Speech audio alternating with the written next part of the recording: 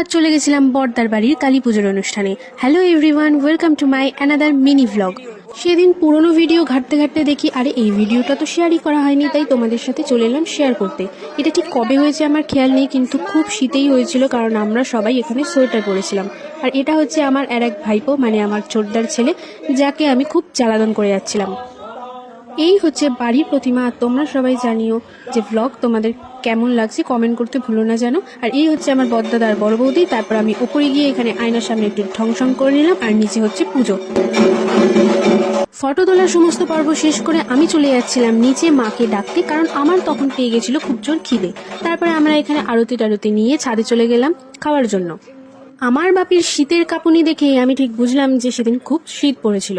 তারপরে এমনিতেও আমরা ছাদে বসেছিলাম, তো এখানে ফার্স্টেই চলে এসেছিল ভেজিটেবল কাটলেট, যেটা আমি কাসুন্দি দিয়ে সাটাসাট মেরে দিলাম। তারপরে এখানে দিয়ে দিয়েছিল পোলাও, আর তার সাথে দিয়েছিল কষা কষা আলুর দম।